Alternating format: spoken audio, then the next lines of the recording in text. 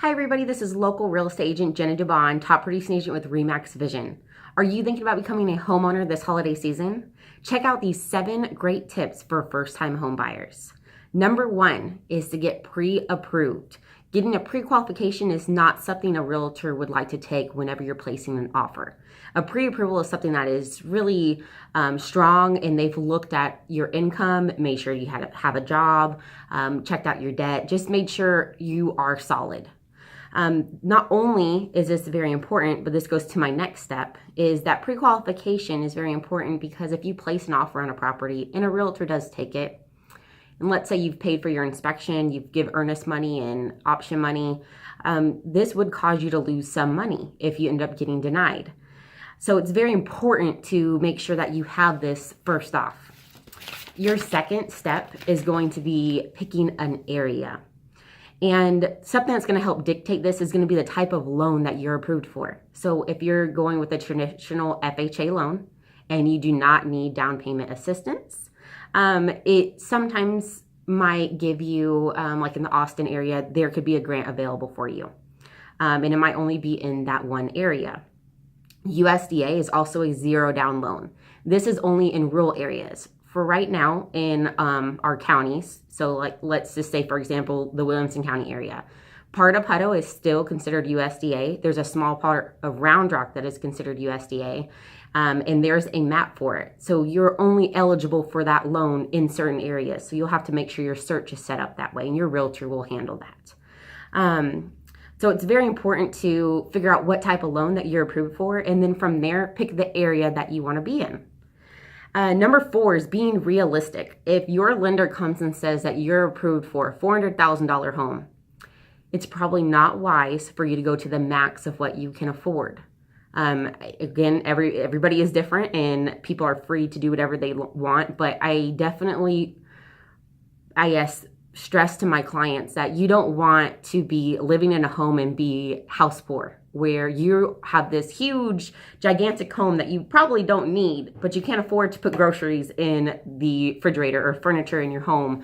You don't want to be stressed out every month trying to make your mortgage payment. You want to live in your home and feel happy and just amazing to come home. Number 5 is moving fast. If you see your dream home, and let's say that, we go and we check it out and you're like, well, I'm gonna sleep on it. I'm gonna think about it.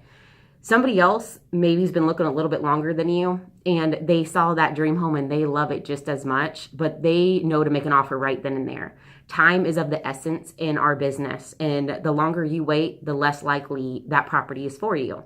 Now, the best thing to kind of think about, and this happens all the time, if we get into a multiple offer situation, it is very wise to go over what the asking price is. And if you don't go over the asking price, it's very wise to not ask for closing costs. There's other things that we can kind of wiggle around and make sure that we're making this offer more appealing to the sellers versus the other people's. And sometimes that can just be paying a title policy, or maybe you can close sooner or give them a lease back at no charge. I mean, there's many things that we can make happen, an offer in lieu of getting the property versus going up on a price point. So just keep in mind, there's different things that we can do, but moving fast is very important. Number 6, listen to your agent. It is very important. Some people will have family members helping them throughout the process, especially when they're first-time home buyers. And that family member might not have bought a home in over 20 years. If you haven't bought a home in 3 or more years, things have changed tremendously. Things are always changing. So it's very important to find somebody that you want to work with that you can trust, because especially in my business, me and my husband both work together. It is very important for us, for our clients to trust us. It doesn't matter what price point our clients are in. If they are in a $100,000 home or a $2 million home, we treat everybody the same, because this is the biggest investment that you are making. Typically, it's the biggest investment you're making in your life. And so it can be very stressful, and we want to make sure our clients are happy in their home, because our business is based off of referrals. Just this year, I've sold over 30 homes, and it's very important for me to make sure all of my clients are very happy, and that if somebody was to ask them, hey, do you know of a good realtor, that they would always recommend me. I try to go above and beyond for every one of my clients. I work 24/7, and I'm always available.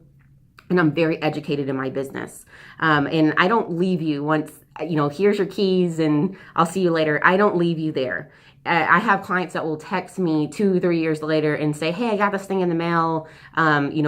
What do you think about this? Or I need to change my insurance, or my tax value went up really high. I don't think they have the right value for my home. And I'm here to help you all the time. Any questions that you have. Now, that leads me to number 7, is to be educated. And I think the most educated choice that you can do is, when you're looking for a real estate agent, make sure that you do your research and you look for somebody that is the best fit for you. Especially personally when you're buying residential property, because it's very personal transaction.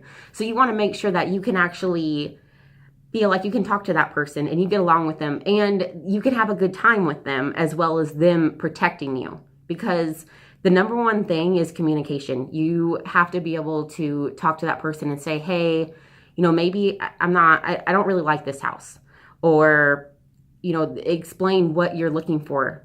And keep all these things in mind. So 1 would get pre-approved. 2 would be picking an area. 3 is knowing your budget, not going above that. 4 is being realistic. 5, moving fast. And 6, listening to your realtor.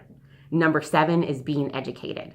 So if y'all would like, make sure to press the subscribe button or like us on Facebook. We do live videos, and we also, will make little tips here and there for our clients and for people who are following us.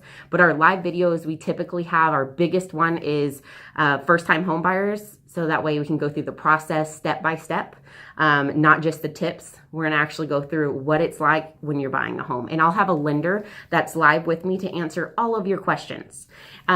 We also like to put up our new properties or put up our search. We have a great website to help you with your searches. Thank you so much for watching this video. I hope that you'll have a wonderful rest of your December, and hopefully I will talk to y'all before then. See y'all later.